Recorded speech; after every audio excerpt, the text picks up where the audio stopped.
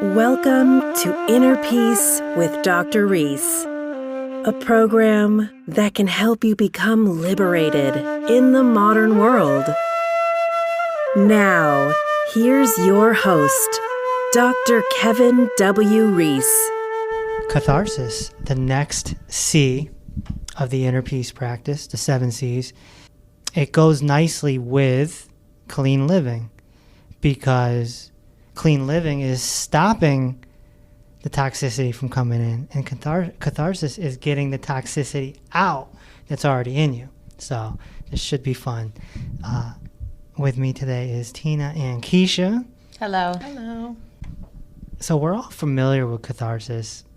It's just we don't really, people may not know the name or understand what it is. It's essentially cleansing stress and deep, deep emotions like anger and fear.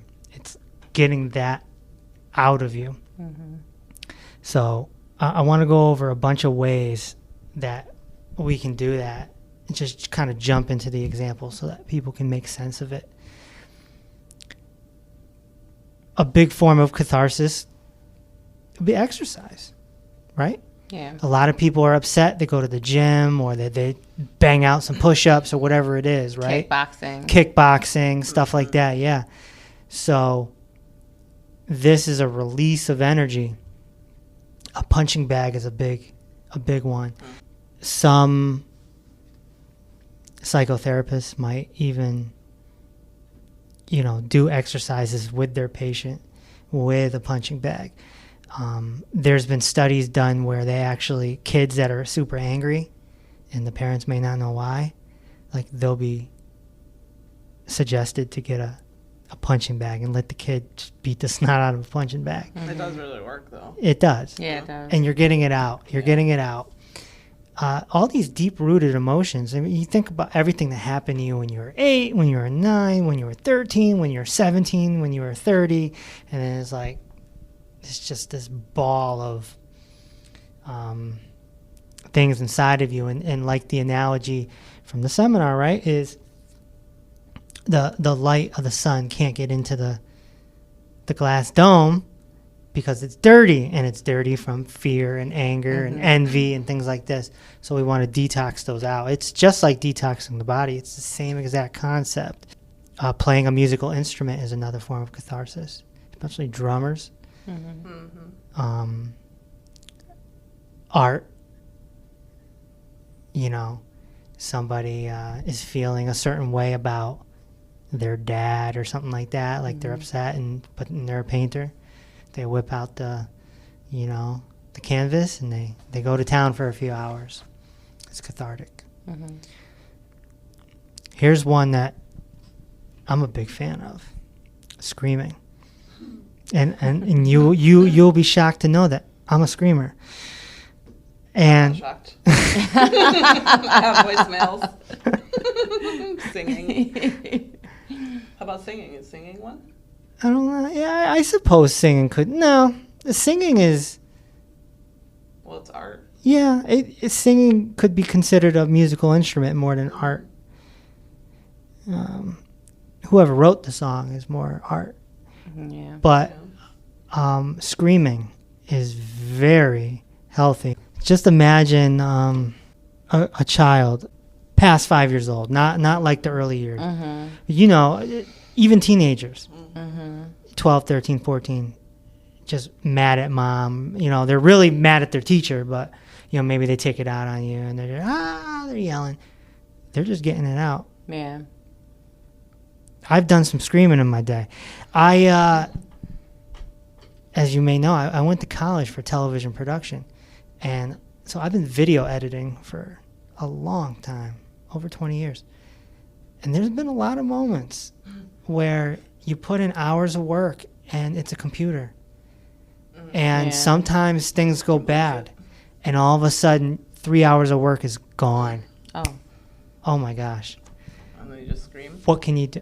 That's all you can do. Yeah. All you can do is just, you got to scream. It has to be primal. Yeah. Like if we screamed in this room right now, everyone outside that door would come running. They will. Yeah. So it's not a normal thing for the society for people to just be primal screaming. Maybe this is an advantage of owning a home instead of having an apartment, but screaming can be very therapeutic. I've gone to like a mountain top in like, Valley Falls in Vernon. I've gone up there and screamed quite a few times, just so I can, you know. I actually had not to be around people. kind of do that. And it wasn't even, I didn't even do it on purpose. It was not on purpose. It wasn't like, it was, well, my father had passed away. And I was bottling up a lot of emotions and things that were happening at the time. And at the time I was pregnant with my daughter, and it was just, but all emotions was like taking place. And my cousin, she told me to come outside. And she said to me to yell to the top of my lungs all of my emotions and say like exactly what I'm feeling. Right. And I thought she was being silly, but it actually helped. I mean, I completely was bawling the entire time when I was doing it. Sure. But when I was done, I felt better. Yeah. Like yes. I did feel better. Yeah, it's a detox, and that's a nice segue to crying. Crying is also catharsis. Crying is catharsis. Yeah. Yeah. I know. I hate when people are like, "Oh, you're crying. Like, what's wrong?" And sometimes I cry just because I need to get stuff out. It's not even like I'm sad or if I'm like really mad about something. Well, a lot of instead times, beating somebody up. Yeah, and a lot of times it can be triggered from a story you hear or a movie you're watching. Or a song. Yeah, and so these are emotions that are deep in us. Something triggers it, and you start crying, and you might be crying for a totally different reason, Right. and then all of a sudden the mind takes over, and all of a sudden you're crying about something that happened when you were 12. Yeah. Right. It's like this avalanche, and you guys have relationship experience more than I, but it can happen in all relationships: mom, dad, cousins, sisters, brothers, friends. Sometimes somebody flips out on you, and when they're flipping out, they raise their voice, call it yelling, and then they start saying a whole bunch of stuff Right. that had nothing. Nothing to do with. Right. Yeah, but it's right. like deep-rooted stuff that they actually do mean. That's the Res- truth. resentment. And they're like, you know what? Screw you. Blah, blah, blah.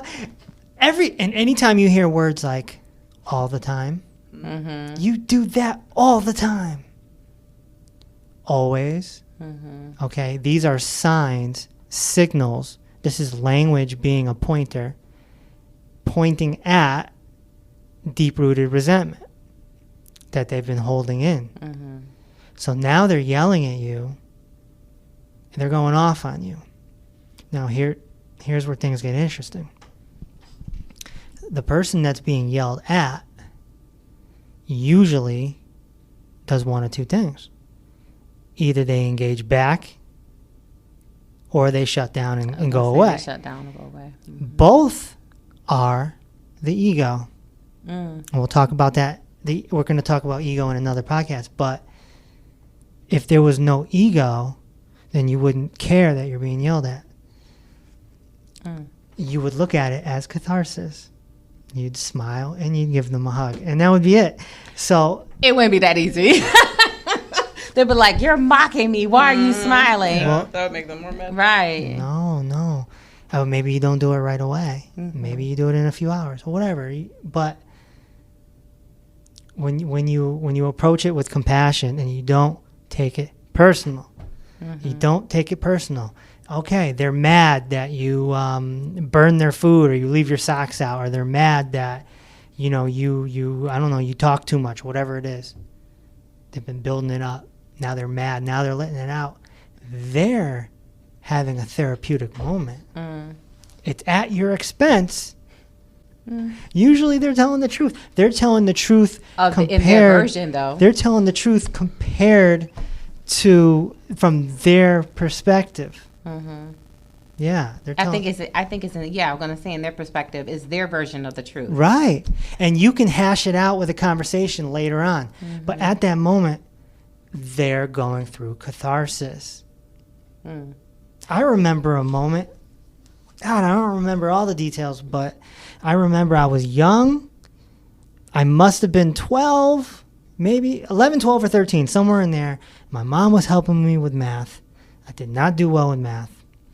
And I was getting frustrated. And I got really mad. And I just found a picture on the wall and I just smashed it. My mom probably still remembers it. No, I bet you she still remembers it. But now in hindsight, I was litting it out. I was frustrated with school and probably other things that I don't remember. But I smashed it. I might have got cut even. And people do this. Have you ever heard of kids who, like, they're just really violent? They smash things. They throw things. Mm-hmm. There's something in there. It's like a possession. It's like some exorcist stuff. There's something that needs to come out. It's detox. Doing something cathartic is good. And screaming is one of those. Writing is another one. Writing, getting your feelings out on paper. Journaling is another term for it, right? Journaling. I would definitely recommend journaling to somebody that's struggling with their emotions. But wait, how journaling? What? Just writing down how you feel? Yeah. That's it. Yeah. And one of my first health books, Diet, De-Stress, Detox, there's a whole section in there. I used to do it with clients called the resentment letter. Mm-hmm. Yeah, I ended up doing that. And that carried over to the other books too.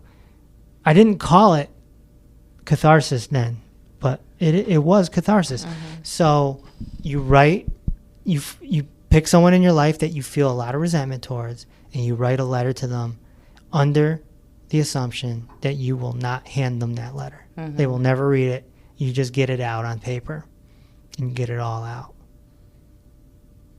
And then the next day or the next week, you write another letter to the same person, but this time it's the gratitude letter. Mm-hmm. And you write everything that you love and like and that you're grateful for.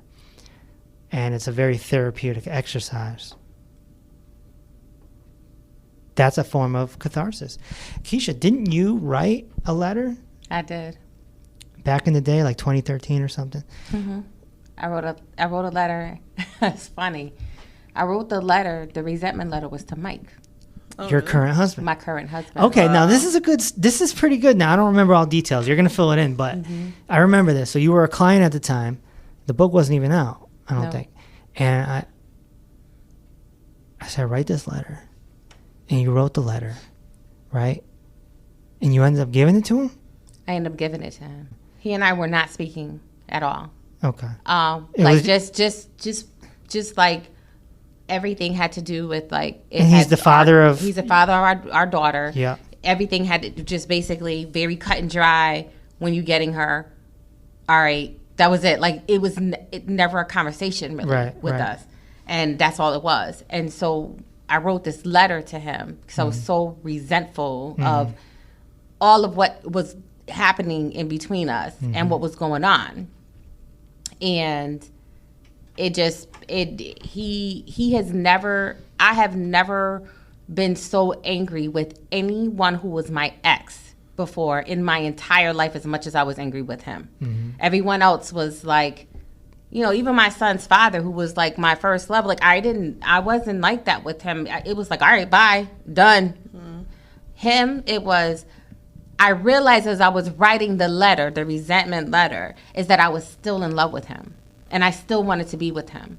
But I was resentful because we weren't together. But I couldn't express that to him. Mm-hmm. But in the letter, I didn't even say that in the letter. Like, I was just like, I don't like you because of this. You did this to me. You made me feel like this. It was just like, it was just that kind of letter to him. And how long were you guys broken up when you wrote that letter? Oh, 2 years. 2 years? Okay. Mm-hmm. It was like 2 years. How long after that did you get back together? A year later.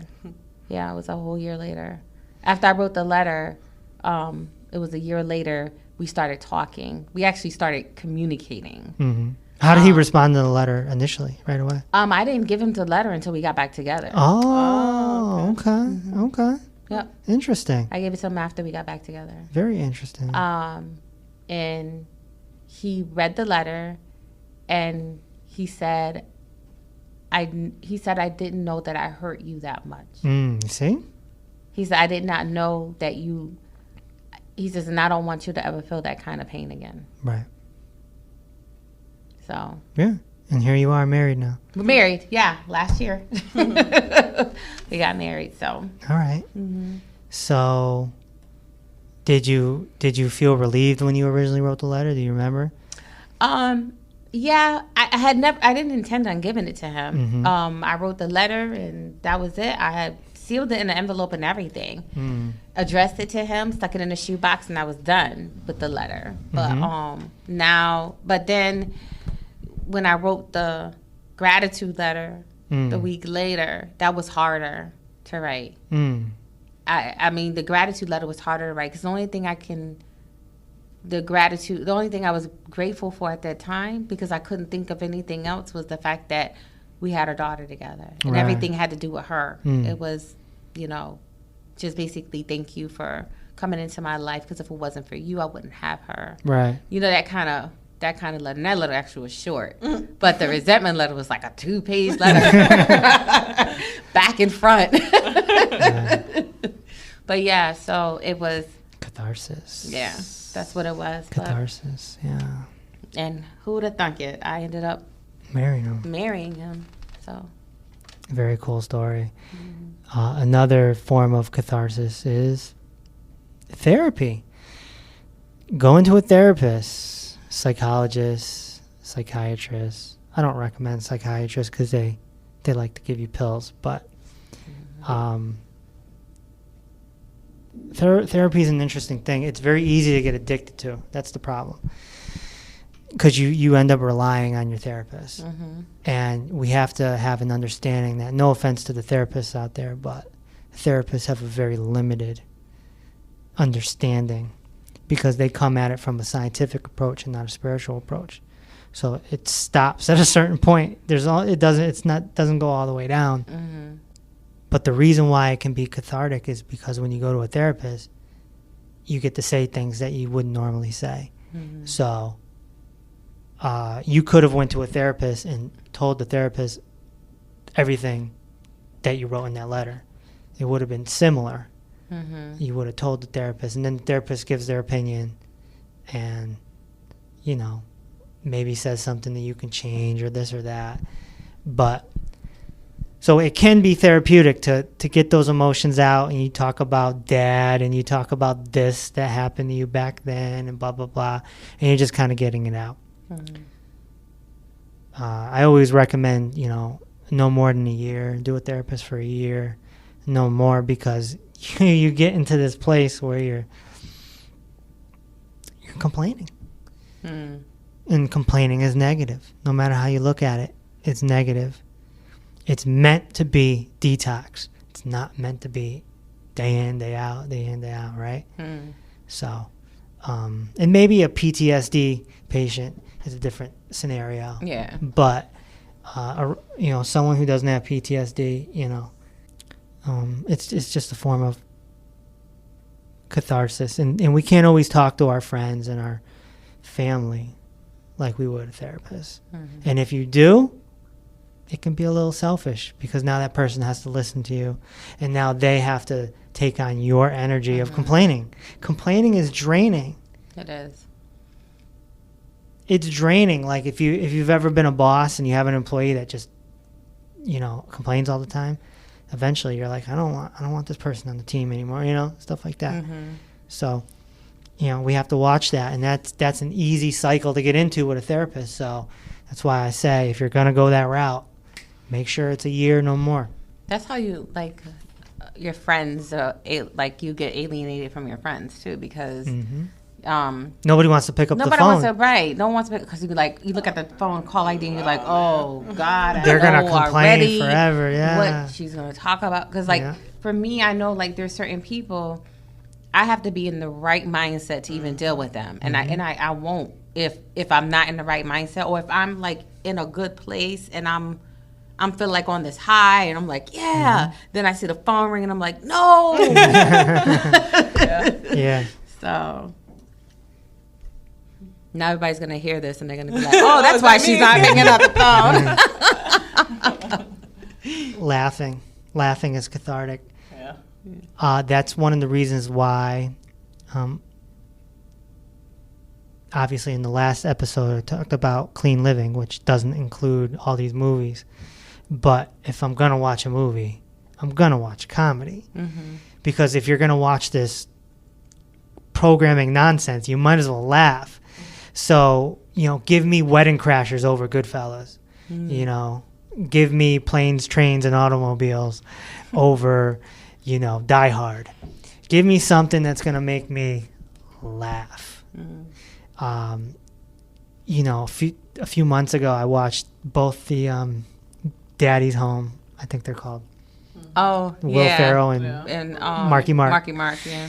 And, man, they cracked me up. They cracked me up. And don't get me wrong, it's still programming. And, I left this out on the Clean Living episode. It hit me on the way home. It's hitting me now. One of the reasons why television shows and movies are not considered clean is because they're heavily drenched. The whole thing is based on problems. So we're right back to the whole complaining thing. Every movie, every television show is about problems. That's the whole. There's a complaint. It's the whole thing. So, problems, yeah. For example, Tina knows this. I have this like fantasy in my heart of becoming a novelist, and so I've taken some classes on how to write better, how to write fiction better, and I'm telling you right now, the whole basis of writing is having an appealing character that has a major problem, and the end result is one of two things. They either solve it and they're Rocky Balboa, or they die of some sort in a tragedy. That's called a tragedy.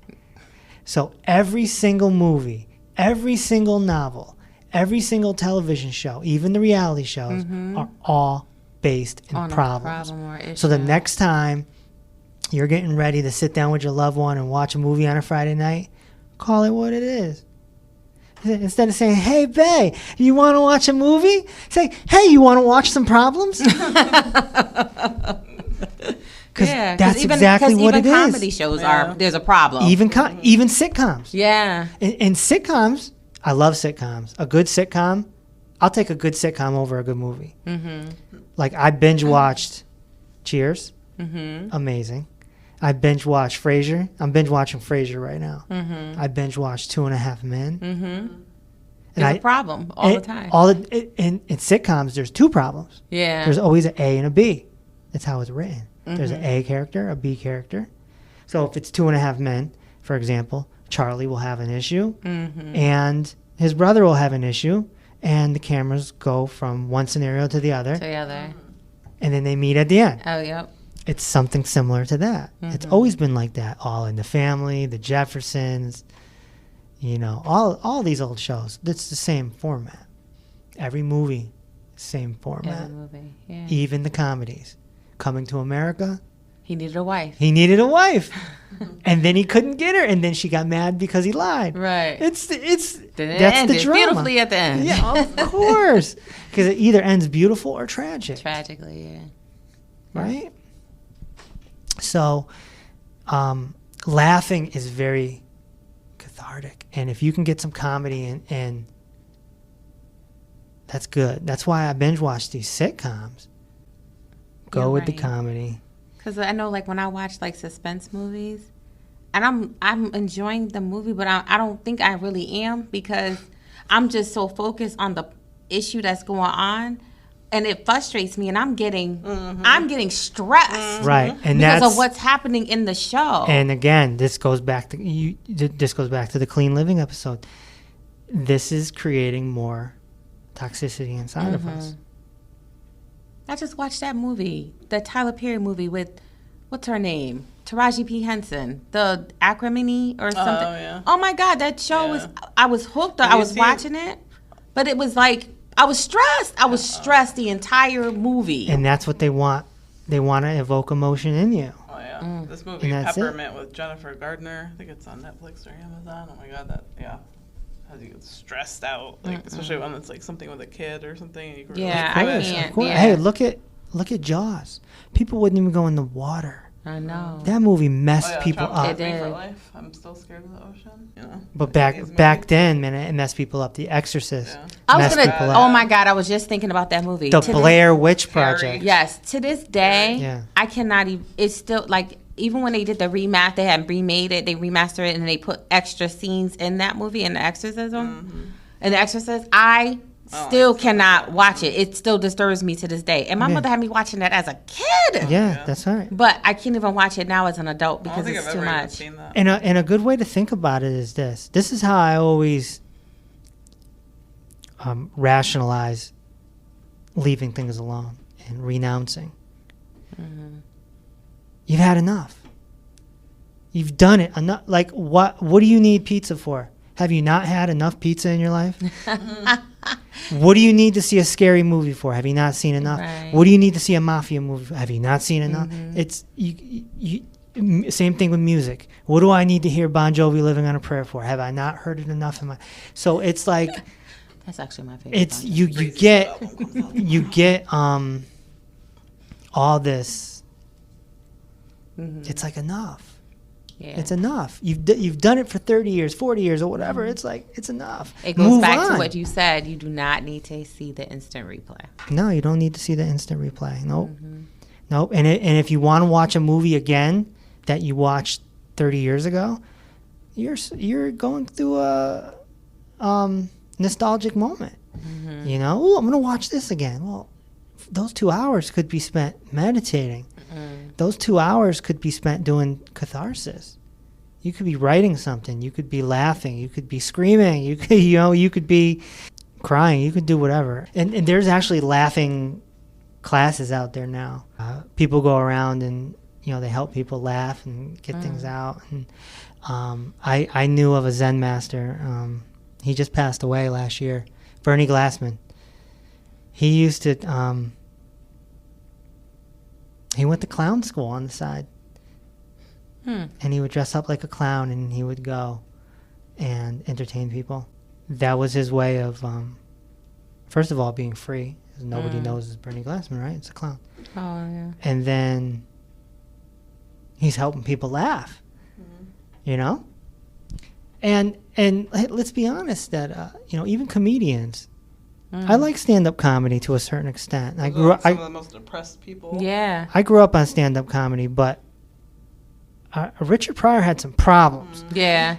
and Robin Williams. Yeah. Kevin Hart as well, and so they take their problems, They take their pain and turn it into comedy. right, unless you're George Carlin. George Carlin just was cynical about the world, and he just made fun of the world. Right. He didn't talk about his personal.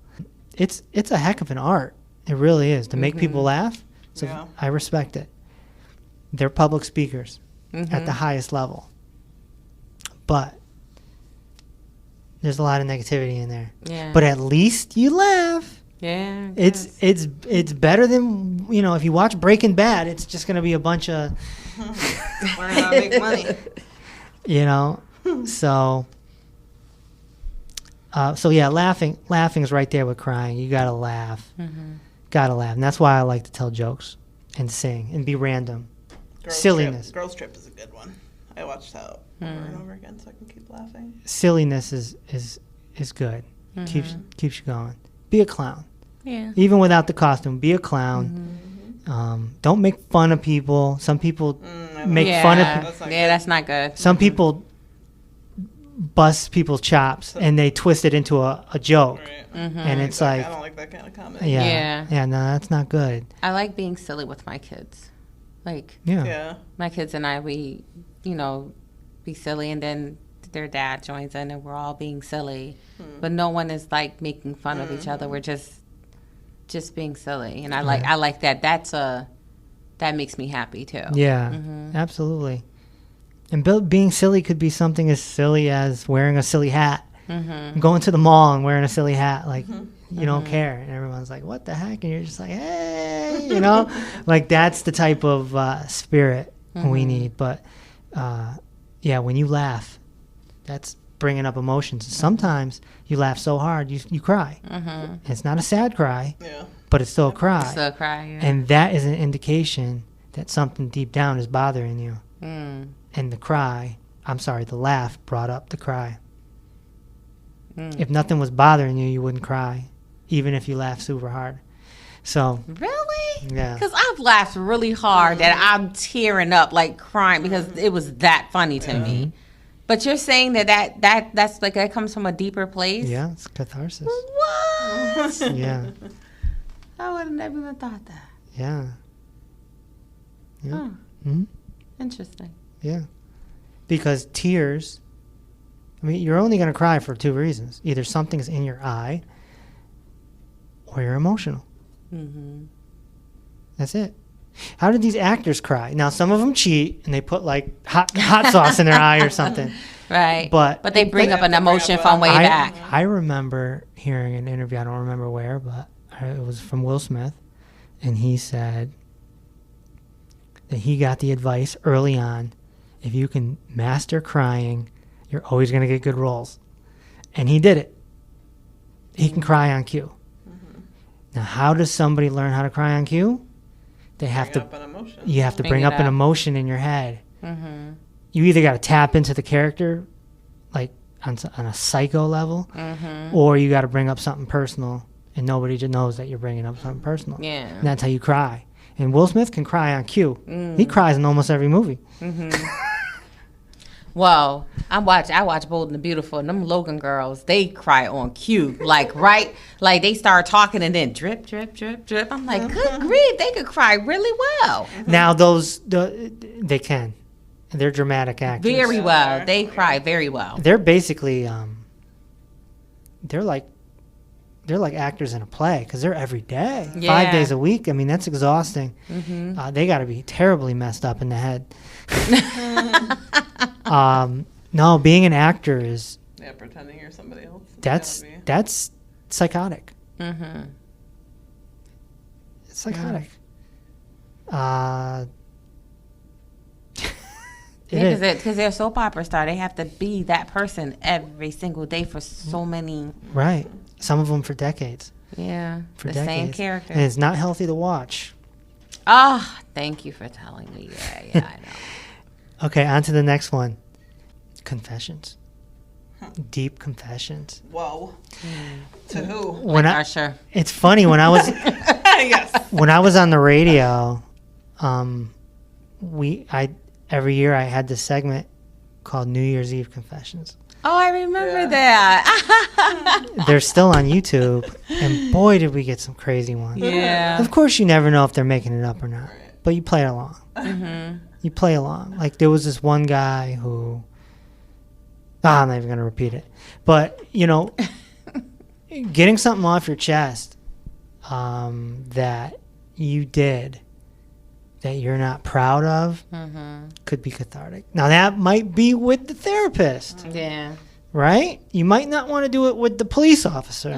No. You might not want to do it with your mom. Right. But maybe that's where the therapist comes in. Right? You can tell the therapist, who's like a pseudo stranger. They're like half stranger, half friend, somewhere in there. Right. And They have to pay for. But I've confessed to stuff that I did when I was younger to my mother. Yeah. I waited till I was an adult though, because then that way I was already at her house.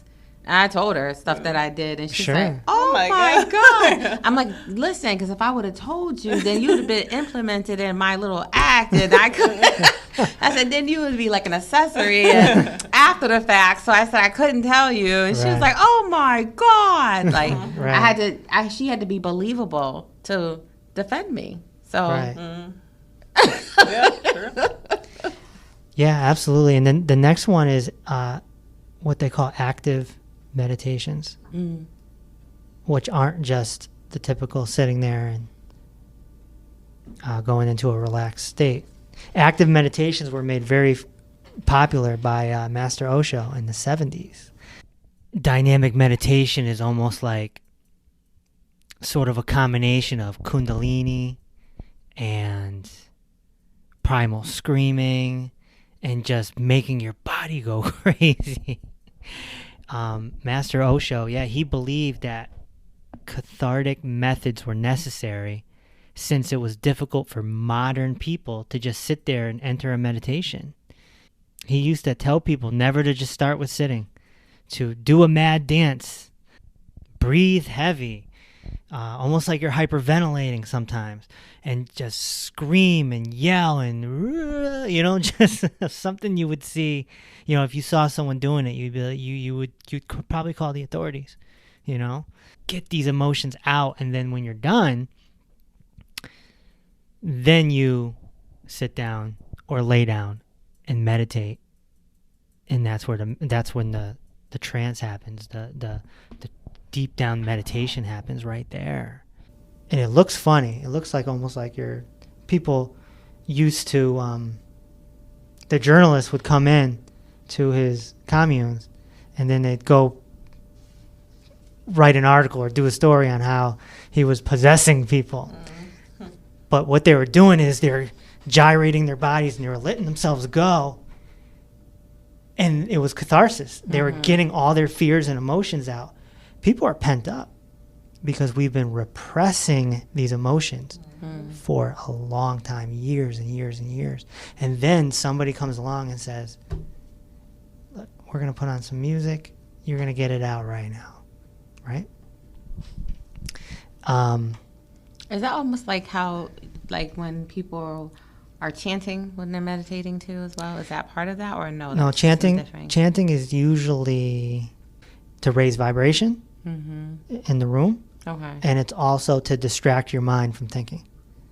Okay. Same thing with mantras. So Okay. if you said oogly boogly over and over again with no space, oogly boogly, oogly boogly, oogly boogly, oogly, your mind wouldn't have the capacity to wander.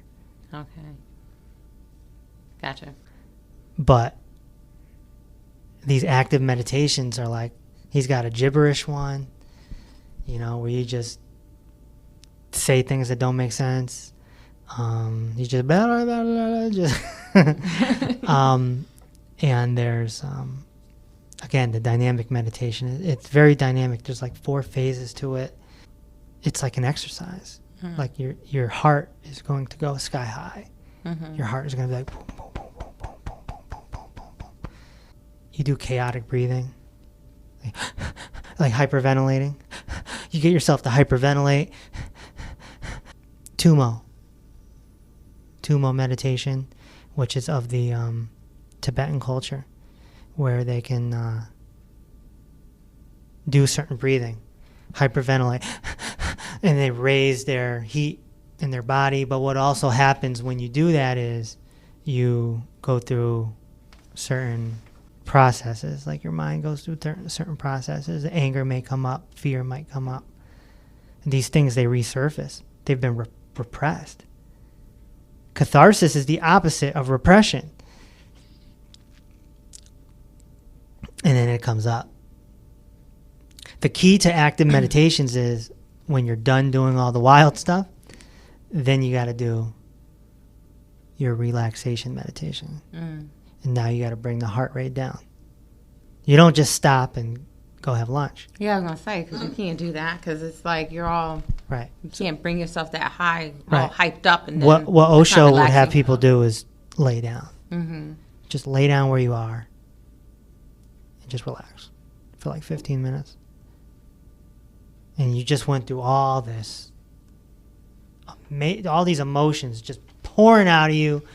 Your body hurts because you've just been, you're jerking back and forth. You're like, I mean, there's no way for the listener to know what I'm talking about because you can't see, but it looks like you're out of your mind. You look like you're insane. Like a wild monkey, a wild chimpanzee that's just like, ooh, ooh, ooh, ooh. Like you're just, it's not something you would want, maybe your mom to see you doing, I guess you could say. That's why maybe it's good to do alone. But yeah, afterwards, you just lay down and relax. Bring your breath down, right? In the nose, out the nose, always.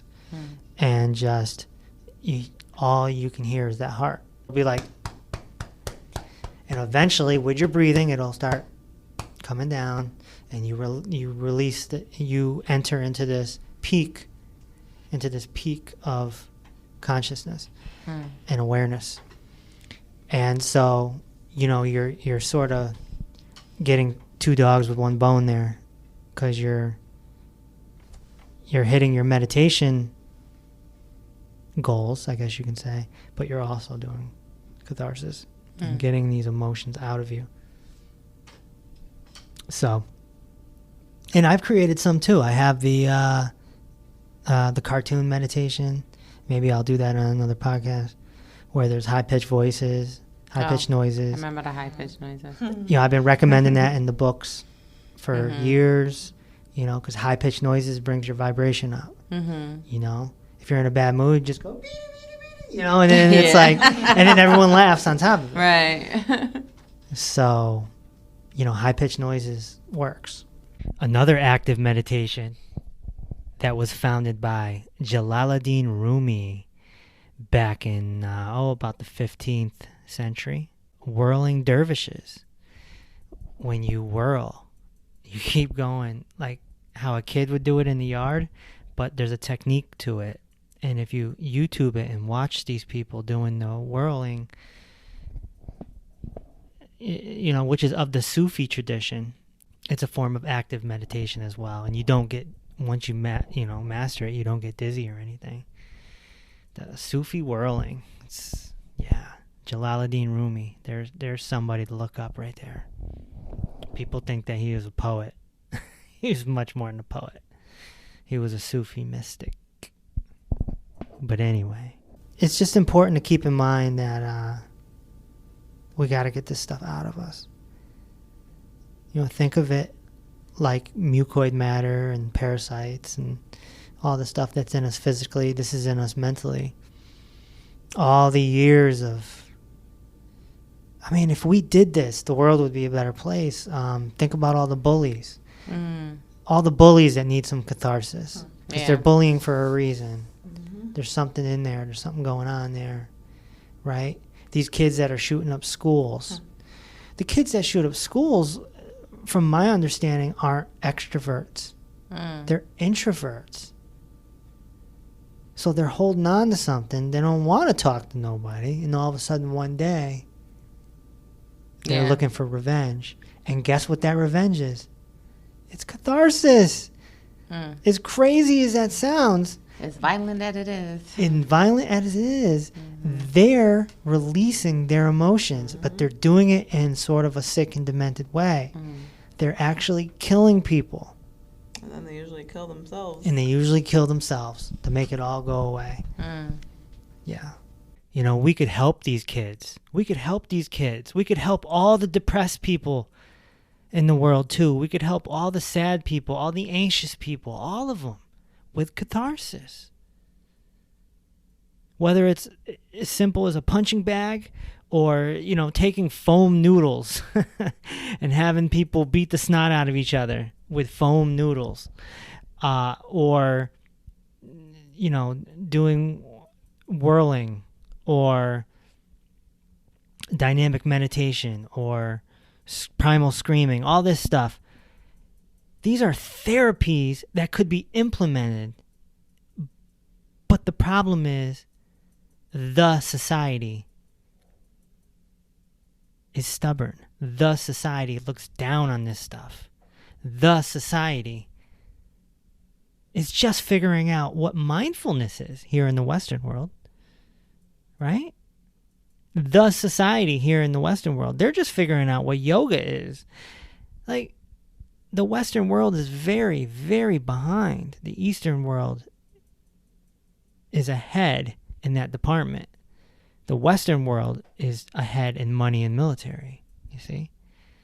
But we could be helping these people. There doesn't need to be school shootings. There doesn't need to be bullies. There doesn't need to be depression. There doesn't need to be anxiety. There doesn't need to be child abuse or any of that. We have this thing here. It's called catharsis. And we can get these deep-rooted feelings out. We can get these emotions out, whether you've been holding on to them for 30 years or whether you've been holding on to them for 3 months. We can get them out. It's life-changing stuff. And that's why catharsis is one of the 7 C's that makes up the inner peace practice. Thanks for listening to Inner Peace with Dr. Reese.